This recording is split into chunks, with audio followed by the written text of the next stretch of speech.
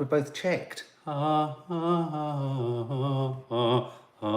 Maria.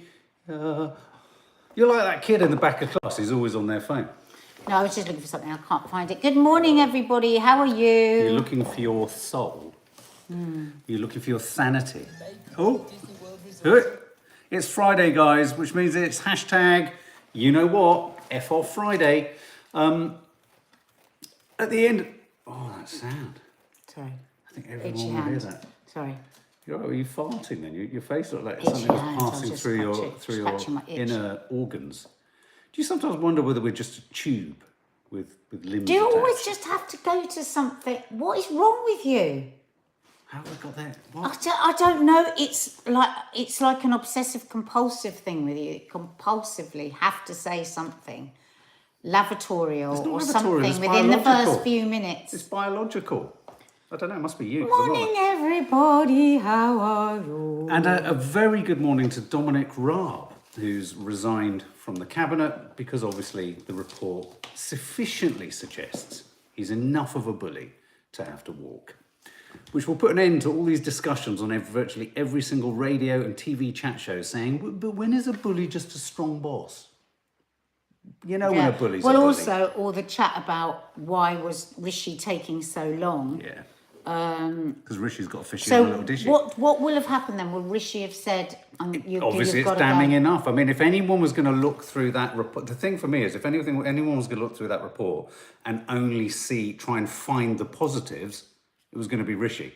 Yeah. So I think it must have been not just sufficiently for the ordinary person reading it, but sufficient for someone who desperately didn't want to have to get rid of his deputy prime minister. Yeah. And because he campaigned greatly for and the Rishi, prospect that if he kept him now I think Rishi Sunak is in the unenviable company of Boris Johnson in terms of the number of ministers he's had to fire or let go. Yeah. Well, I mean, Kimberly Jones, matchy lumberjack chic. I know this was an accident. I am so pleased that this has happened though, because after the absolute disaster of when Priti Patel, after the investigation that Boris asked for, came back with the conclusion that she had indeed bullied her staff. And do you remember what he said? Let's get behind, what was it? Let's get behind the Pritters or the Prits or something. Whatever. The Prit sticks? The Prits, or it's Pritzies. Pritster, let's get behind Pritster. And I can't remember who the guy was who did the investigation. He then resigned. Didn't he? No. Because he'd done this investigation, proven that she was a bully, and Boris said, we'll keep her anyway. So we don't get rid of the bully, we get rid of the person who's done the analysis and said they're a bully. So I reckon the person who did this... he resigned because Boris didn't. No, I know, but I reckon the person who did this report was slightly thinking, I wonder if I'm going to have to resign. I mean, there was the additional detail that if Raab wasn't decided to be a bully, if they hadn't decided he was a bully, huge swathes of his departments were going to resign. So. But I just think it's so important, this, because for any person that is being bullied either at work or at school or anywhere, it always feels like the bully gets away with it. You know, there's a lot of time and attention spent around the bully. I mean, I was having this conversation with my daughter this morning saying, you know, when a young child is bullying, they are often being bullied at home. And she said, yeah, but that's just excuses. I said, well, no, it doesn't excuse them, but it is a reason sometimes, you know. So that's why often at school they will get a lot of attention. But once you get to this level, right, it's so important for everyone below our glorious government to see that there are consequences. Can I make an observation? This isn't an observation about any schools actually that we're at, but I've noticed that when people say, let's get a grasp on bullying, they don't, they can't, it's impossible. You can't get a grasp on a bully who does it all. Every bully that bullies tries to do it around the rules and regs and getting caught and all that. This idea that you can totally remove bullying is ridiculous, but also that wonderful pillar of British constitutional tradition, Rees-Mogg, he says this reeks of snowflakery. Oh, he hasn't. It's a new word. It reeks of... Is that what he said? It reeks of snowflakery. Not that he talks like that, but his mate Tarquin does. I think it all reeks of snowflakery. Yeah, snowflakery. People just can't deal with it. People can't deal with a tough boss. People can't be tough. Which nothing makes me angrier than all that, because that again is totally sanctioning bullying. And the kind of schools that he went to, having listened to a series on the BBC podcast about behind the scenes at some of these public schools, just quite extraordinary what goes on. Oh, look, Faith says, Raab says the investigation was too sensitive on the bullying amount allowed, or something like that. He hasn't resigned thinking that he is not guilty. Have you ever known anyone... report proves that. I mean, in my opinion, no, you wouldn't resign if you believe that report. This used to be a thing with the Tories, isn't it? They never resign and go, oh, you know what? Maybe I made a mistake. No, there's never an apology, is there? Lee Durrant, I don't think anyone would ever get a grasp on bullying. It's often done in private. Yeah, well, and also the other thing is, it's done in private, but in public. Do you know what I mean? In public places, it happens privately, because it often either happens, obviously today, on technology. It happens outside the school gates. It can happen through not doing something. So, for example, the classic case of the worst kind of bullying is when someone in a class is frozen out of conversation, and no teacher can say, see that, or you're not talking. You're stop not talking to them, or the slightest look. You know, just a little lift of the eyebrow, and this is a very girl thing that happens in with girls, and then of course that can escalate to full on terrifying physical violence as well. And even then, how often is actually anything done? I mean, do you remember that awful film a few weeks ago of that girl being beaten up outside the school? Oh, it's just awful. Oh, God. Just quickly want to say, I've just seen Sean Tucker. You won the cinema prize under the Weekly Rushes. Follow the instructions yes, under the we've been Weekly trying Rushes. to get a hold of you. Yeah, Sean Tucker, you won. Sean Tucker, you won the cinema ticket. Just saw your name go up. If school has a counsellor, says Sean, or psychologist, maybe they should get the bully to see them. There's always a reason behind the behaviour. You're absolutely right. Often bullies have got no idea that they're bullying. Hurt people. I mean, I wonder if... obviously, we don't know what's in this report, but I think we can safely assume that it must be pretty damning for him to resign. Yeah. But yeah, I wonder if he even thinks it is, because if you've grown up in that sort of environment where it's just, to be a boss and to be tough is everything, then he probably just thinks he may well think he's just been a tough boss. Yeah, what kind of demanding, high head of school or standards. college, or you know what I mean? He probably went to school where things were done in a sort of strict manner. Anyway, Dominic Raab resigned. So there we go. This story is a curious one, because I think it flags up. It flags up. Stacey Randall, you're a naughty person. Naughty. She's gifted more memberships. Oh, Stacey. So you've got to stop this. I'm worried about how much it's costing you. I'm going to message you. This is the story in, this is the story... it's not me, it's just my leg. Oh, right. I'm not I thought I was saying something wrong. No, sorry. This is the story in The Sun, which just caught my attention, because obviously it's the marathon this weekend. Wow, this is a really, really...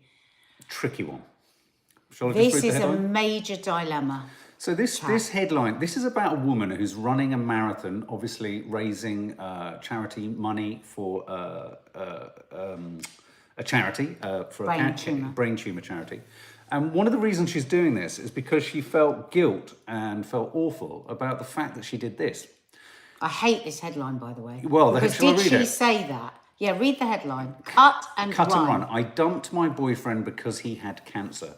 I felt like an awful person. Now I'm running the London Marathon in his honour. Looking at this woman and reading her story, I think it was highly unlikely she said, I dumped. And that's what I hate about reporting. Okay, it's going to get you a click, but these are people's actual lives.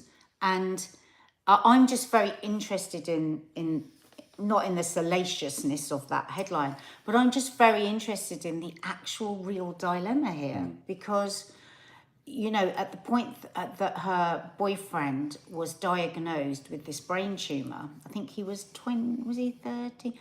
He was 37. Very much in love. They were just about to buy a flat. And as she said, their life was very much planned out. and it was very clear what path they were on. And then out of the blue, he got diagnosed with this dreadful brain tumour, and they didn't know what the outcome was going to be. Yeah. So she says in this very small interview as well, isn't it? Because I'm sure there was a lot more said, that she couldn't cope.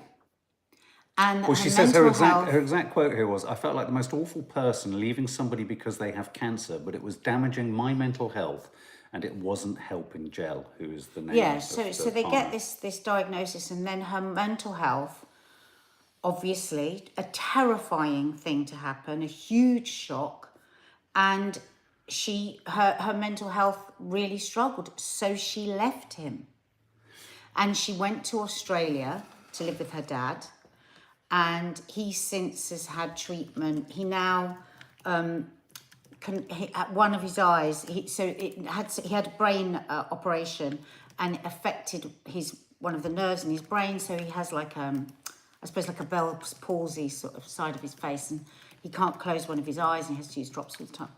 They are friends, and she is running the marathon, as he said. I'll be there cheering her on, you know. And there's just two different kinds of tragedies here, isn't there? Him with his diagnosis, and her with her diagnosis of her mental health. And I just wonder how many people of us immediately immediately say, oh, well, how could she do that? Well, the immediate thing, and also the Sun's headline, cut and run. I mean, it immediately is asking you to go, that's awful, which on paper, it does sound awful. I think but it brings up the topic again of cancer will always get a certain kind of response, complete understanding, everything, everybody must, everybody would just rush to that person. There'd be so much help for the partner, so much understanding, so much. Now, we don't know what kind of mental health crisis she had. We have no idea, absolutely no idea. She could have had a major breakdown. She could have suffered with something. We don't know, but I think the majority of us are quick to rush and be on the side of the person with cancer as a more relevant illness than a mental health one. I see, in terms of... Do you see what I mean? Well, I suppose there's a couple of things that come out of this story that interest me. One is, I think cancer is one of those sort of conditions that, in a sense, immediately makes whoever has the cancer, obviously, is the patient, is the victim, is the one struggling, etc. I think there's two things I wanted to say about this. The other one is, it's not just about, in terms of your own life and your life within a relationship, we've talked about this in terms of mental health, you can be with people with varying different conditions. It could be like me and you, it could be bipolar, that makes the trajectory of your life feel like it's going in a certain route that isn't of your choice or of your making, and you don't have that freedom. And so obviously question marks pop up. How do I, and what am I going to get that's best for me? How can I pursue things in a way that's sort of, more comfortable for me? So there's that aspect. And Natasha Tilmos, hi Natasha, she says, what happened to in sickness and in health? Maybe, they weren't married. They weren't married. Yeah. And in terms of how long or how deep their relationship was, that's a different matter. They didn't have kids, etc. They were very in love, she said. But then the other aspect of it is that, what about this? You're in a relationship that isn't working and isn't right, and perhaps had its own sell-by date coming, and a cancer diagnosis happens. Do you then go against the narrative that the relationship was taking? So perhaps there was something not working in the relationship prior to diagnosis, and diagnosis, in a sense, works as a catalyst to kind of force you to face what you really want, in which case is surely the best way to then proceed. Well, this relationship was ending, but I'll be supportive and caring as a friend. Do you know what I mean? I think that, like you say, a headline like that doesn't allow for all those gradations. A headline like that, or a poll or anything, is just about, it's about judgment. And I think when I first read the headline, I went to judgment. And then, as we always talk about this, I'm always trying to be less judgy than I have been in the past. And then I think, what are all the gradations here? What was she going, and if she was a total wreck? Because don't forget, a diagnosis like that is horrific in different ways for all the people that are close to that person. And, post-traumatic stress disorder that's bandied about very easily and very quickly, I know, but it is a real thing, and so we just don't know. But what I would say is, and maybe I'm wrong in saying this, but I feel that if I was married, and maybe this is really old-fashioned, in sickness and in health, to go back to Natasha's point, I said this on Loose Women a few months ago, is one of my favourite vows. Because it means, as long as the person isn't horrible to you and all those other things obviously taken into account, that is, for me, what marriage is. It's unconditional. Right. You know, you may not be the person further down the line that you were when I met you, and my God, we've been through that. Jesus Christ. You know, loads of different things. So that I would hope that we would be able to, survive anything huge that came up. But also we don't know. We just don't know, do we? Aaron Bullimore, sometimes a sickness is too hard for a partner to handle, and the only thing staying would do is make both people miserable. When my friend was diagnosed with chronic illness, she told boyfriend he could leave. Someone else, Mandy. Now that's quite interesting. Yeah, I just want because to not lose this other when I feel Mandy really Bowden. ill, like not tragic, but when I feel I just want to be left alone, and I want to and a friend of mine who's recently been going through a cancer treatment, not anyone you know, not Hannah or any of that, it's somebody else that you don't know, a friend of mine. She just had this need. I mean, she loves her family, but she just wanted them to all go away because she just wanted to she just wanted to do that. She didn't want to be thinking about other people or looking after anybody else. And so I also understand that, Aaron, and it's a good point. That's really interesting you say that. I often think about my nan. It's slightly off topic, but it kind of relates. It's like my nan, my grandmother, Nanny Thelma, she was, sort of 3 or 4 days she was in hospital before she died. And it was really intriguing that the last time we were bedside. And I remember as we left the hospital, on what amounted to the final moment, I remember looking back and feeling just that sense of her being free without us there. Toffee, that sense of us being free once we weren't there, for her to let go without fear. And I think there is that aspect to what you're just saying about the person that you know that creeps into. It's that idea of actually, it would be easier for me to not have the responsibility of someone else. I just wanted to read this. But just one last thing. But the thing is, here's the thing. It's very easy when we're just pontificating. But when you're actually in it, these are only the things one hopes one do. And that's why when you go to judge, it makes it easier not to judge if you actually say, but I don't know, faced with something, who would I be? None of us know, really, do we? No. I've had a million things through my life where I've gone, I would never this and I would never that. And then actually I have. So. Yeah, I mean, for example, I could have some awful kind of eruption in my life of addiction, or, I could relapse and it could take us to a terrible place. And then the in sickness and in health maxim will be put under extraordinary stress. Yeah. Mandy Bowden, morning. I've had cancer and my youngest daughter had it also. Oh, sweet. So sorry to hear that. My husband was supportive. My daughter's partner couldn't cope, so cheated on her and then split up with her. See, this is one of those other things. I've heard of another. My mum knows someone who has a partner who's just been horrible to them ever since they've been ill. It's not cancer that they've got, but they've had something. They've just been horrible, and when I'm being favourable about it, I sort of think, is that because they can't cope? Is it because they don't want to face it? Are they fearful? I do think, as humans, we're not all made to be able to do everything, right? And right from when I was a little kid, I wanted to be a nurse. That's what I wanted to be. Most of the time I was growing up, I wanted to be a nurse. And I always loved looking after people when people were ill. I would have no problem clearing up sick right from a small age. And I liked mopping people's brow. I had all the nurses outfit. I just loved being a nurse. But Dina wasn't like that at all. I mean, she's very good when somebody's ill, isn't she? But But that was just the differences of us was just there. And I do think some people, my dad's the same.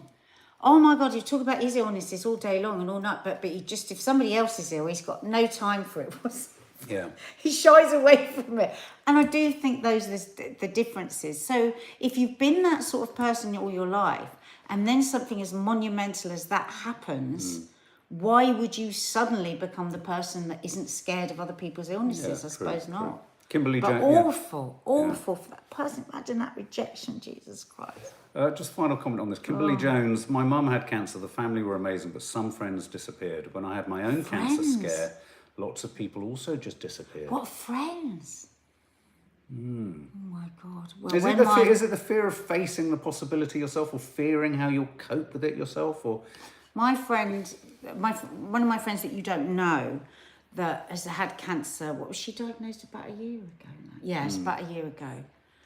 And I still say to her every time I say, I still can't believe it happened. I can't believe it's happening.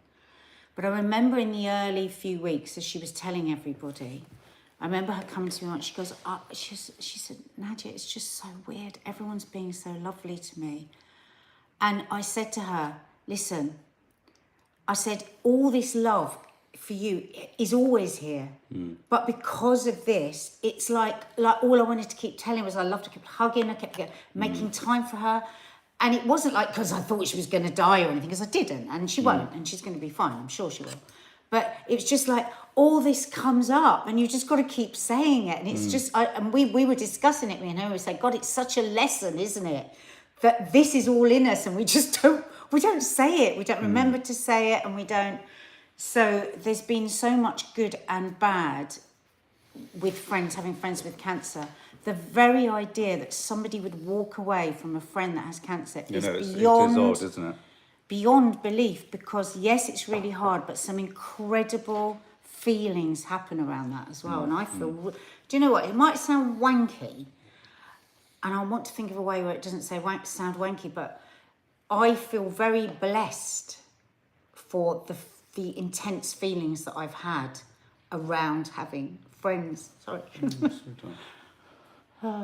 With it, because it's such a fucking horrible disease and it's so brutal. But what you see of the human condition, you know, what I see in my friends that have had it, I'm so in awe of. You know, and not everybody that has cancer is suddenly an amazing person. I'm saying that these people, just something incredible is shown to you. So shame on you, those friends that left you, because I think, and shame on them because they actually missed out on a really rich friendship, I think.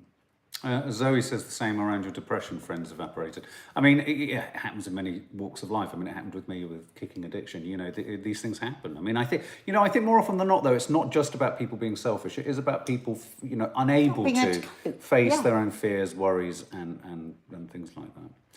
I think if people don't understand why somebody's, like if a friend just doesn't call you or doesn't pick up to you after you, I think that would be, incredibly difficult. But if somebody were to say to me, God forbid that something like that happened to me, and they would say to me, do you know what, I just can't cope with it, I would understand that. But I think to just ghost somebody or just sort of shift backwards out of the door, I don't know. I can't remember who it was. I remember someone years ago saying, oh no, if that happened, it was something pretty dramatic like death or something, and, some horrendous accident. And I remember them saying, I just wouldn't be able, you just have to know I wouldn't be able to deal with it. And I remember thinking, but what if I or the person, I can't remember what the scenario was, but I mean, maybe they were acknowledging their absolute boundary. Would be amazing in something else, you know what I mean? Maybe they won't.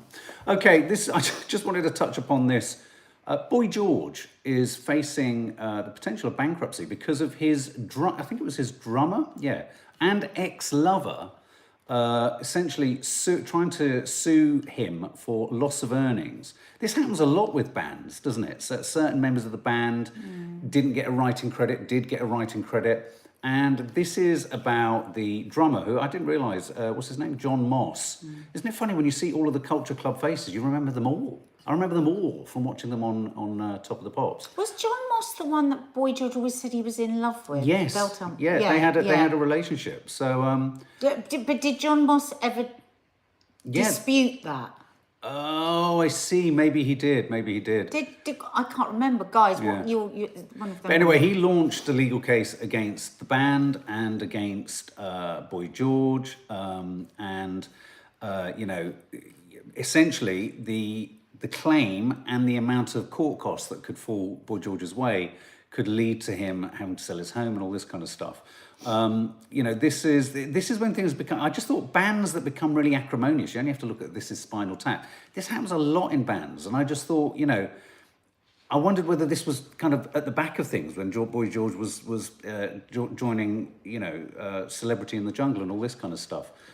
So this is the possibility. So I think John Moss has applied to London's High Court for a bankruptcy petition against Boy George in order to get some of his money for an out-of-court settlement. So they've reached an out-of-court settlement. So there's the clear suggestion that something has happened or didn't happen, or that Boy George and the band did kind of prevent him from earning his due amount from the band. But look, over £1.75 million damages claim. Well, now we know why he stayed in the jungle, even though he was clearly hating it. Yeah. He knew that this was... Yeah. Absolutely. Sorry, what's that? What happened with your live yesterday, Nadia? Did I miss it? What live? Sorry, Sarah Withington. Anyway, so that's Boy George. Boy George facing, a bit of a tussle, bit of a wrangle, bit of a struggle. And could we see Boy George on the ropes in a sense there? And then this other story that kind of drew my attention was this. I just want to say, because somebody just kept saying you booked tickets for the Loose Live. I look forward to seeing you. Sorry, what was I saying? This story: a sleeping pill a night may help ward off Alzheimer's. This is going to make everyone rush and take sleeping pills. Which is so confusing, because you always hear in the past that insomnia and sleeping tablets are bad for the brain. But this Well, no, but you also hear that a lack of sleep causes Alzheimer's. Yeah, but this isn't connected to the sleep, is it? And why this is potentially so exciting is that this is a drug that's already approved. So this wouldn't need to go through years of trials and stuff. It's about preventing the build-up of plaque, isn't it? Brain plaque. So it doesn't remove the plaque. So does this mean it's a preventative medicine? Yeah, well, people are 10 to 15% levels of a protein linked to Alzheimer's, which can form tangles that kill neurons, were 10 to 15% lower among the high-dose subjects. So people who've been given these sleeping pills, which is called Leqembi, Leqembi. So it's been approved. Yeah. So this has been approved. A new study finds that the amount of amyloid beta protein, which builds up in plaques in the brains of people with Alzheimer's, was 10 to 20% lower in healthy subjects who'd be given high doses of the drug. And this drug is called Leqembi. Leqembi is a really odd name, Leqembi. So this research is very encouraging, they say. But when I saw this headline, I thought, isn't it going to make everyone run off and want to just take sleeping tablets in order to... Well, you won't. They'll have to be prescribed.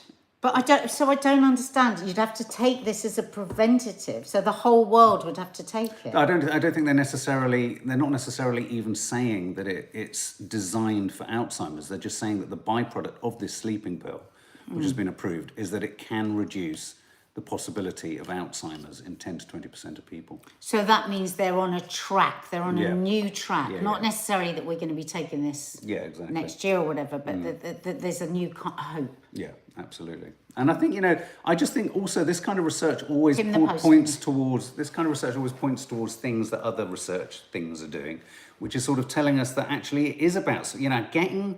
Oh, we are blurred, aren't we? Let me just come off and come back on. Is that better? Sometimes a little bit of a rejig and a reboot does the job. Is that better? Let me get rid of that poll. Anyway, is that better? Are we back? Yeah. I just think it kind of confirms that connection. For me, what was interesting was it confirms the connection between, a proclivity towards Alzheimer's and dementia, and a lack of sleep. And we constantly hear these stories. And I think lots of people who don't sleep much kind of go, yeah, well, whatever. Do you know what I mean? Yeah. It's not too concerning. Or people who work shifts. I mean, obviously, a lot of people who work shifts don't have choices. But it's like when I say to my mum, it's really important that you don't get up at 3, and some people will just say, but that's what I do. That's how it is. Well, I think this sort of thing, this research proves that if a sleeping pill, which traditionally you think, well, that's not a good thing to take, is it, surely, can help with Alzheimer's, then There's got to be truth behind that. Any, because I mean, how long and how much money has been spent on research for Alzheimer's? Exactly. You know, any glimmer of hope. I don't sleep well, so it's a worry. Yeah, Andrew Crash, I saw that. Yeah, Russia attacked its own city. And admitted it. Yeah. Erin Bullimore, we actually know very little about why we sleep. We know it's incredibly important, but scientists are still trying to figure out why exactly it's so important. Dina and I are in such a competitive... Well, yeah. Because we've both got the Fitbits, you know, and I've got this, you know, this one that looks at all your sleep patterns. Oh and my God, everything. Dina's is petrified. So every night we're like, every morning we send each other our stats because she's so full of herself all the time with her hours. And then we realise that I get deep REM sleep, like that she's never achieved. So I can sometimes have 1.5 hours of deep sleep. Not deep ER. But I think you'll and find... she's never had more than 50 minutes. And honestly, it's so funny. Our text exchanges. But I think if you go back, I think about 7 or 8 coffee mornings, you'll probably know why you get deeper sleep. Yeah, okay, shush. I just wanted to share this. Elon Musk's rocket went up and then rapidly came down.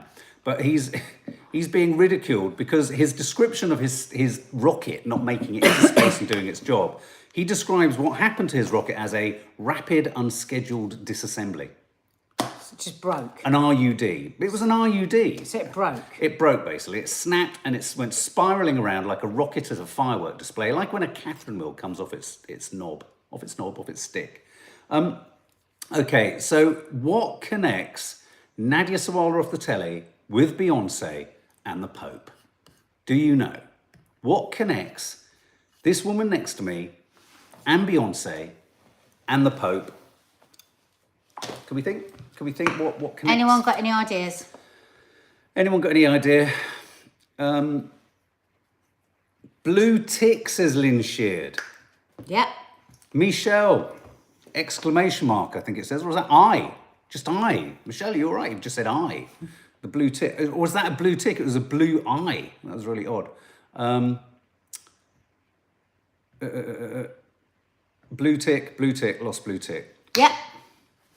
Last night, I was relaxing, Minding your own business. minding my own business, and Mark went... You went on Twitter. You didn't go on Twitter, which you haven't done for about 10 years. I never go on Twitter. And he went, your blue tick's been removed. I was like, what? And I thought it's because I hadn't been on for ages. And he said, yeah, because you're not paying for it. Well, Okay. if you can pay for it, what's the point of having one? What I don't understand is... So somebody else will probably buy my bloody tick. Well, now. no. But what is happening with lots of people is lots of people are having, fake accounts set up. Then people are buying the blue tick, and then they're getting up to all sorts of stuff. What I don't understand though is What is the thinking behind it, Mark? Because I don't. because he literally wants to understand. monetize, because Twitter is about to fall over and go bankrupt. It's in a terrible financial state. I think it loses something like $3 billion every year, and A it blue makes tick about is worthless. well, not now. But if you bought it, Precisely, that's why I nobody's- don't see it as a business prospect. You know what it will be? It will be all the famous people will not have a tick, so then it will become about not having a tick. That's what it will be. So Michelle says... I never asked for a tick suddenly arrived. Michelle Penny, hi Michelle, darling. Elon is paying for LeBron James, William Shatner and Stephen King personally, even though they all rejected his offer. You also have to now pay for a blue tick to advertise, spend $1,000+ a month on them. I'm even more confused. So by removing the understand. blue tick aspect, to buy a blue tick, all it's going to say to people is you've bought a blue tick. It will become a thing where you don't want a blue tick. Ah. That's what it... Oh my God! Emma Walsh, isn't the I'm point of a blue tick to exclusive. verify celebs from But now I'm scammers? exclusive. I don't have a blue tick. Me and Beyonce. Come on, baby. Come on, Beyonce. You know I love you. I can't believe Beyonce's on. I didn't know. I wanted to go to see Beyonce. And I didn't know she was coming. How do people know when Beyonce's coming? Yeah, I mean, Helen Fatherly, that's another thing. Are there other colour ticks? Why don't they have different colour ticks? I mean, I think for anyone in the public realm, it is tricky, this, because, it's about sort of verifying that this account is you rather than, there's enough bloody behaviour on these social media, platforms to give you all sorts of headaches. But this is just going to create more. I think most people are going to just leave Twitter. I mean, a lot of people I talk to go, I can't fucking stand Twitter. I can't believe I've stumbled upon this thing that it's going to be an exclusive thing is to not have a tick. Oh, if you want to run a Twitter ad, says Michelle, you have to have a blue tick or pay £1,000 a month to be automatically verified if you want to run a Twitter ad. What does that mean, Sorry, I suppose I'm not even across the fact that people could run a Twitter ad. What is a Twitter ad? I don't know. Do you mean like when you're working with a brand and you put an ad and you put something on your Twitter? Sadie C says they're going to need to sort it out. There's already been problems with some government thing in New York. Very odd. But you know, I just think loads of people. Wow, I think Beyonce, given that I was people, on the phone to her yeah. She left a couple of messages on my phone for you saying that, you know, where's Nad? I said she's busy doing the GCSE run. Anyway, well there you go. Elon Musk seems to be making all sorts of mistakes. His rocket's gone up in flames, and Twitter's about to go down in flames. So I'm going to do quiz of the week, guys. But before that, Stacey, you're a naughty girl. Birthday to Bellex1. Happy birthday to you. Happy birthday to you. Happy birthday, dear Bellex1. Happy birthday to you. Your Have name a sounds lovely like day. a spaceship. Have a lovely And day. Tracy, a happy birthday to Tracy. Happy birthday to you. Happy birthday to you. Happy birthday, dear Tracy. Happy birthday to you. Michelle, final note on that. There's a gold check mark you can get if you pay to be a verified organisation. Twitter ads are just like the ones you see in your Instagram feed selling stuff. Right. Very weird. Okay, guys, if you... So they want celebrities who have a lot of followers Maybe to, I don't know. to pay to then, oh, I see. So they're trying to make it purely commercial. Yeah. That's very don't odd. understand. Well, we'll see. And If you Stacey... suddenly see me with a gold tick, Yeah. you know it's because I'm What about if you've got, moving what on. if you've got a golden tooth? Show I us have your golden tooth. I can't really show you because I've got. And no Stacey's tooth. gone and done it again. Stacey, I've got no tooth down here and I've got no tooth up here, so I have no place where I can chew. And chewing is very, very important. You've got fabulous buttocks. Love you lots at Jelly Tots. Okay. Don't forget it's Curly Cooks tomorrow, and I am doing a roast dinner, a really quick way to do a roast dinner in a big Yorkshire pudding, roast beef dinner that you can do Pleasure, in Tracy. about half an hour. Yeah. A half an hour roast dinner. And just a quickie, for all the members in the family guest area, Nadia and Dina will be doing a members live tonight at 8 p.m. 8 or 8:30. 8 or 8:30. They're going to be drinking lots of wine, comparing their Fitbit stats. In fact, you could go Not through going your to be Fitbit drinking stats. lots of wine because we've got Curly Cooks tomorrow. We right. can't have any wine on a Okay. Friday All now. right. Okay, well, there you go. Yeah, Dina and, might have and Nads. one glass. Dina and Nads tonight in the members area. I will pop up the link half an hour before they're going to go live. All right, my lovelies. Anyone who doesn't like quizzes, sod off. Anyone who does like quizzes, get your pens, get your papers. No likey, no lighty. Can you be me Obi to me one Kenobi? Be me Chewie to me Backer, my R2 to me D2, and to me Solo. That will have driven Nad's nuts, so I'll stop that. Okay, let me just do the little bit of jiggery pokery that I need to do here so I can see all of your answers as they're... Oh, hang on a minute, I didn't mean to do that. So that I can see all your answers as you give us your answers. So that over there. Get your pens and papers. Get your pens and paper, even. Get your pens and paper. Get your pens and paper, mate. All right, mate? Did Nadia say on her Instagram Live, I think she did, we're thinking of doing a chat about the enormous number of themes that have come up in Married at First Sight Australia. I mean, it's been a staggering series. And, you know, this is coming from someone who's really enjoying the series Beef on Netflix too. Okay, guys, so let's find where are all of you? You're all here. Fandabulous. What was it they used to say? Fantabulous? Wasn't it the Crankies that used to go Fandabulous something or other? Anyway, I don't know what I'm talking about now. Okay, quiz of the week. You ready? Faith, you ready? Linda, Bev Hartnell? Here we go. Question 1. A song using artificial intelligence to mimic the vocals of Drake and The Weeknd was pulled from streaming services after complaints it breached copyright. But what was the title of this AI mimicking song? Was it A, Fed Her, B, Heart on My Sleeve, or C, Pseudomnesia the Electrician? A song using artificial intelligence to mimic the vocals of Drake and The Weeknd was pulled from streaming services. But what was the title of this song? Was it A, Fed Her, B, Heart on My Sleeve, or C, Pseudomnasia, the electrician? Fandabby Doozy, that's it, Sarah Fox, and it was the Crankies, wasn't it? You what, says Andrea Craft, back of the class. Reese, Carla, Alison, Anna Charalumbus, Lynn Sheard, all saying Heart on My Sleeve. Oh, God, you hear my stomach. Sadie C, not a clue, so this bodes well. Angela Thompson, Lisa Marie Curtis B. Oh, April Hill B. Jimmy Cranky. It's B, Heart on My Sleeve. Well done, lots of you doing well. Question 2. Let's make sure you don't fall at the next hurdle. Days after animal rights protesters delayed the start of the horse racing's Grand National, climate demonstrators from which group disrupted the Snooker World Championships? Was it A, Extinction Rebellion, B, Just Stop Oil, or C, Rising Tide? Which sporting event, though I think sport used in the same sentence as snooker is a bit odd. Do you think that? Sometimes I think snooker is a sport. Though in fact, if you calculate how far a snooker player walks around a table, it's something like 9 miles in a 36 frame match. Don't know how I know that, but... well, who was it? A, Extinction Rebellion, B, Just Stop Oil, or C, Rising Tide? Lynn Sheard says B, Anne Charalumba says B, Carol Aviard B, Helen Fatherley saying Extinction Rebellion. Tez, I'm lagging at the airport. Don't worry, you'll catch up. Lisa Marie Curtis says B, Just Stop Oil. Lots of you saying Just Stop Oil, and it is the right answer. So far it's been BB. Question 3. The Finnish maker, as in Finland, of Angry Birds video games agreed to be bought out by which Japanese gaming giant? Was it A, Nintendo, B, Sega, or C, Sony? The Finnish maker of Angry Birds agreed to be bought out by which Japanese gaming giant? Was it A, Nintendo, B, Sega, or C, Sony?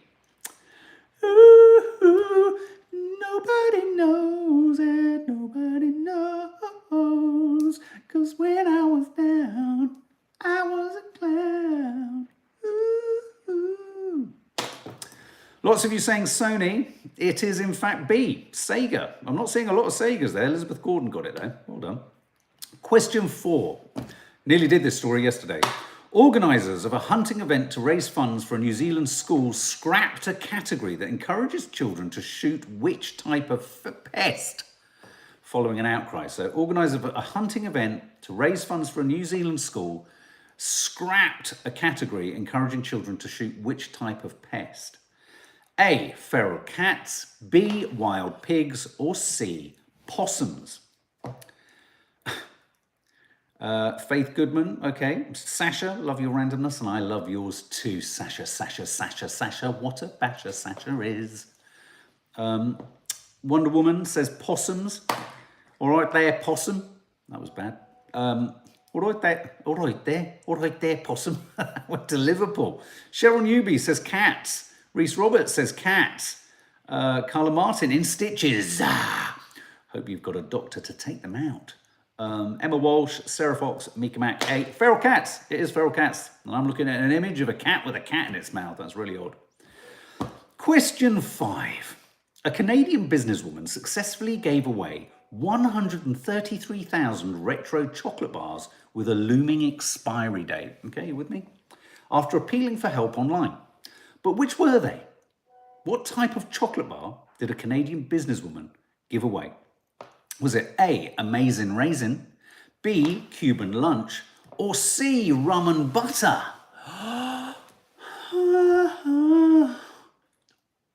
Oh, was it A, Amazing Raisin? Oh, an Amazing Raisin, those boxes you get at cinemas, Tez, in America, which are raisins, chocolate raisins. I love them, but I've got one complaint. There's never enough chocolate raisins in a raisin box in an American cinema. Oh, look at this. All of you saying rum and butter. Rum and butter. Watch the No Name Sunday show this weekend for a little bit of rum for your money. All of you saying C, you're absolutely right, rum and butter. Correct. Bloody hell, well done. Question 6. Public broadcasters in Northern Europe claimed that Russia had a program to sabotage wind farms and communication cables using a fleet of vessels, ships, disguised as research ships, and what other type of boat? Basically, it's the idea that the Russians have been floating around our seas, checking out our wind turbines, checking out our pipes, and going, right, this is what we need to do to shut Britain down. As if they've got nothing better to do. So what were some of these boats, sabotaging boats, disguised as? A, cruise ships. B, motor yachts. Or C, trawlers. If you use your noddle here, you'll get it. Imagine a really inconspicuous yacht with lots of Russian scientists on it just floating across the North Sea. It would be like, smell a rat, smell a rat. Helen Grove says C, trawlers. Lots of you saying trawlers, and you're absolutely correct, which leads us to the last question. And I want to know who's on 6 out of 7. Is anyone on 6 out of 7 with a chance of winning the big prize? Because don't forget, it's the winning that counts, not the taking part. And I don't want it to be said anything else, anything otherwise. It's just not the case. How are we all doing? Bev 3, Sarah 3, Linda Lovell 4. Oh, Sadie C, need a lie down. I've got 5. I know what you mean, need a lie down. Carol Aviard 5, Margaret O'Brien 5. Oh, Good Ship Lollipop 6, Linda Beattie I think 6. Oh, you're doing so well. Spinner's End 5. Andrew Crash 5 because I had no idea what the first one was about. Sarah Fox 5. Okay, so there's a couple of you with 6s. Okay, let's the final question. Pop star Self-Esteem was included in the lineup for this year's BBC Proms. But which children's TV show also has 2 slots in the 8-week classical music festival? The Proms is a huge classical music festival at the Royal Albert Hall. It lasts, I think, for all of August or something like that. And every night you have a symphony or they home in on a composer. But anyway, which TV show has 2 slots in the 8-week classical music festival? Sheeda Roberts is on 6 too. Is it A, Bluey? Is it B, Horrible Histories? Or is it C, Junior Bake Off? Which of those shows has 2 slots at the Proms? Is it A, Bluey? What is Bluey? I don't know what Bluey is. B, Horrible Histories? Or C, Junior Bake Off? Boo, boo, boo. Karen Reynolds says Horrible Histories, as does Nix. Rosemary McVeigh says Bluey, as does Spinner's End 77. Caroline French says Just Stop Oil. I'm presuming you're a little bit further back. Linda Lovell says Junior Bake Off. Elizabeth Gordon doesn't know which way anything's going at the moment with all those question marks. It's Horrible Histories. Well done, everyone. Horrible Histories it is. So how did you all do? I got 6 out of 7. I didn't get the full Monty. How did you do, guys? Let's have a look. Did you do well?